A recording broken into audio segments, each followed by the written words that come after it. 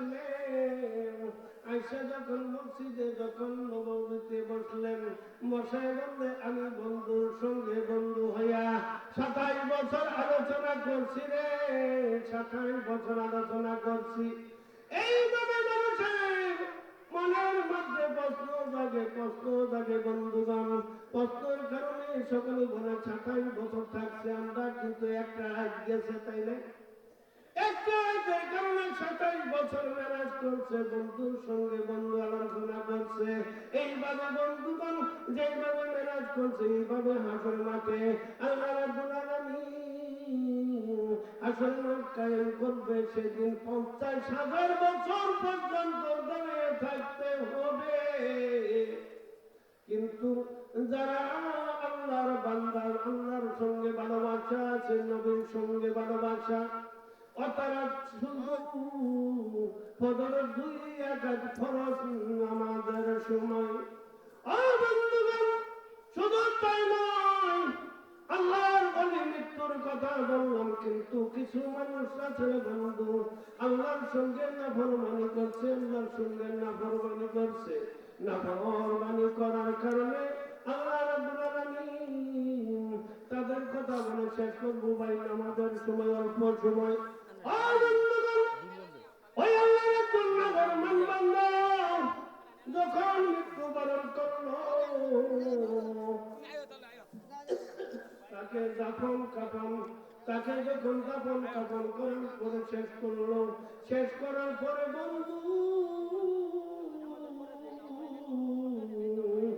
দুইজন মুন্নি ফিরাইছে, জিজ্ঞাসা আল্লাহর পিয়ারা বান্দা, ও আল্লাহর পিয়ারা বান্দা, তুমি যখন দুনিয়াতে চলাফেরা করছো, তুমি তোমার রবকে ছিল, তোমার রবকে ছিল।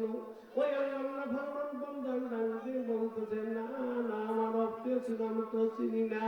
ওই আল্লাহ দুইজন নাকি দুইজন ফেরেশতা জিজ্ঞাসা তোমার দিন কি ছিল? আমার দিন কি ছিল তাও তো জানি না, তো জানি না। ও বন্ধুগণ, তিনটার মধ্যে দুইটা প্রশ্ন গেল, আর একটা প্রশ্ন আছে। তখন বলতেছে এই আল্লাহ ফরমান বান্দা, বলো তোমার নবী কে ছিল?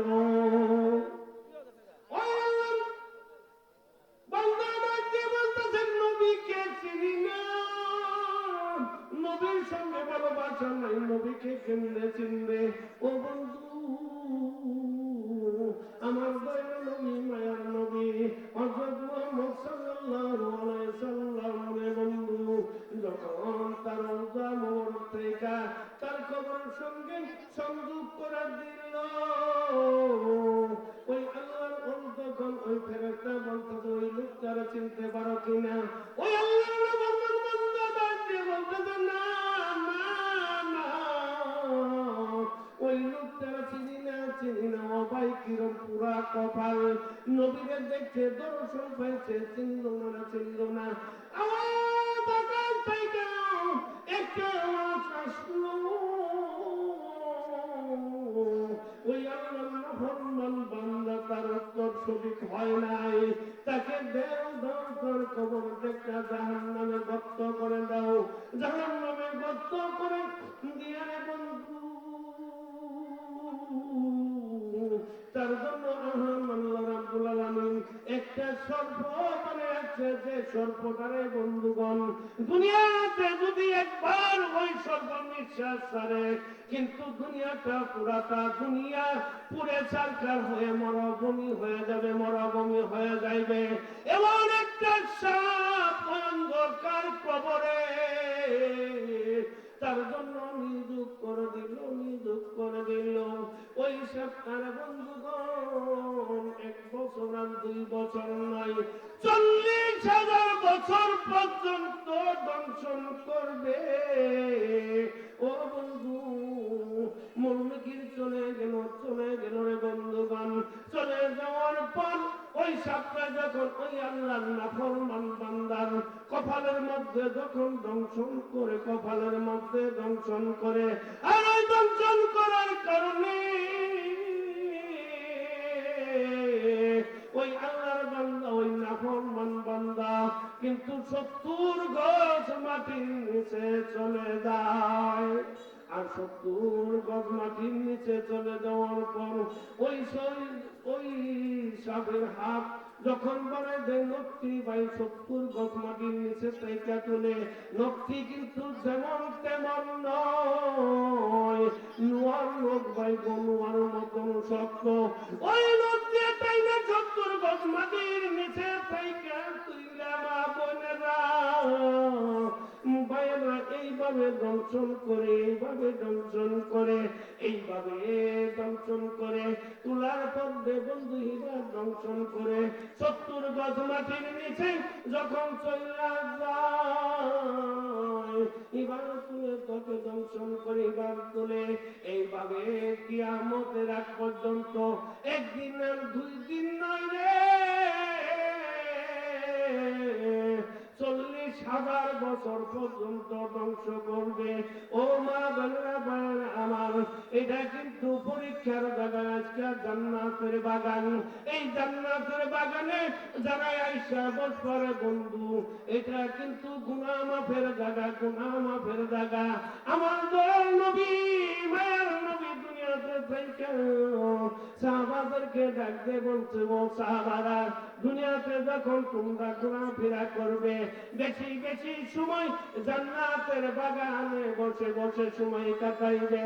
আল্লাহ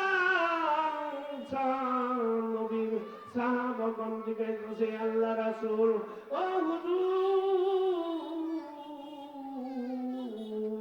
দুনিয়াতে যে আমরা জান্নাতের বাগানে বসবো, এই জান্নাতের বাগানটা কোন বাগান তো জানি না। আল্লাহ রাসূল ডাক দিয়ে বলতে, সাহাবাগণ, যিনি আল্লাহর বড়াই বরাদ্দের কথা হইবে, সেটাই জান্নাতের বাগান। ও বাগপাড়ার শ্রীরামপুরের মানুষ, আজ তোমাদের জন্য সুসংবাদ, সুসংবাদ। এই যে আমরা আজকে এই জান্নাত, এত সুন্দর জান্নাতের বাগান দিয়ে যদি না আসতে পারি, তাহলে মনে করবো আমার কপাল পুরা, কপাল পুড়ে গেছে, কপাল পুড়ে গেছে। জান্নাতের বাগানে আমার যাওয়ার যোগ্যতা নাই, কিন্তু এই জান্নাতের বাগানে যারা আসা বসবে রে বন্ধু, প্রথম থেকে শেষ পর্যন্ত যারা বসবে, মুনাজাত হবে, মুনাজাত হবে। আলেম ওলা দাওয়াতি লোক, তারা মেহমান, তারা আইসা দোয়া করবে, তারা বাইরে বন্ধু, ও বন্ধু, তারা আইসা দোয়া করবে, সকলের জন্য মুগ্ধদের জীবিত সকলের জন্য দোয়া করবে। আমরা যখন দোয়া নিয়ে বাড়িতে যাব, শরীরটা জল ধরা লাগবে, শরীরটা জল ধরা লাগবে, কিন্তু আস্তায় বসে বসে যদি ওয়াজ শুনি কাজে লাগবে না, ঘরে শুয়ে শুয়ে ওয়াজ শুনলে কাজে লাগবে না। ও বন্ধু, আল্লাহ জান্নাত বানাইছে, এমন তেমন জান্নাত না, এই তো সুন্দর করে জান্নাত বানাইছে। জান্নাত দিবে আল্লাহ, এমনি দিবে না। ওই জান্নাত যাইতে হলে, জান্নাতে যাইতে হলে পরীক্ষা দিতে হবে।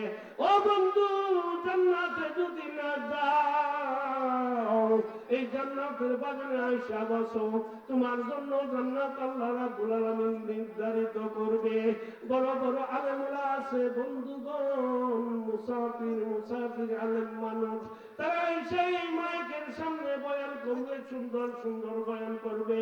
আর এই বয়ান যখন আপনারা শুনবেন, এক ফোঁটা চোখের পানি, এক ফোঁটা চোখের পানি যখন ঝরবে, ওই এক ফোঁটা পানির কারণে আপনার সমস্ত পিছনের গুনাহ আল্লাহ মাফ করে দিবে।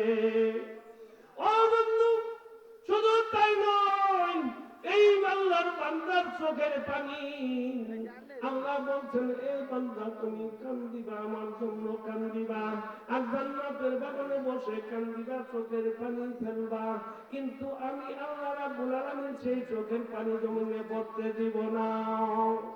আমার কুদরতি হাত দিয়ে, এই বান্দা, তুমি যখন চোখের পানি জোর জোর করে পড়বে, আমি আল্লাহ রাব্বুল আলামিন আমার কুদরতি হাত দিয়ে তোমার ওই চোখের পানি আমি আমার হাতের তলার মধ্যে নিব, হাতের তলার মধ্যে নিব। যেদিন ভয়ঙ্কর, তোমার জন্য ভয়ঙ্কর হয়ে যাইবে, জাহান্নামের আগুন তোমার জন্য ভয়ঙ্কর হয়ে যাইবে। সেই দিন তোমার এই চোখের পানি কাজে লাগবে। ও বন্ধু, সময় নাই, যেহেতু নামাজের সময় হয়ে যাইতাছে, কেউ হেলাই কাটাবেন না জিন্দেগি। সময় থাকতে কইরানি ও বন্দেগি, সারা জনম ভরা হেলাই কাটাইলা জিন্দেগি। সময় থাকতে কইরানি ও বন্দগি, সময় থাকতে করবা তোমরা বন্দেগি, মরার পরে হইবা তোমরা জান্নাতি। আপনাদের কাছে লিখে যখন আমাদের সময় দিতেছে, আমি কথা বললাম, বন্ধু হতে পারে, আল্লাহর কাছে মাপ চাই, আপনাদের কাছে মাপ চাই, আর আপনাদের জন্য দোয়া করি, আল্লাহ সকলের জন্য কবুল করে।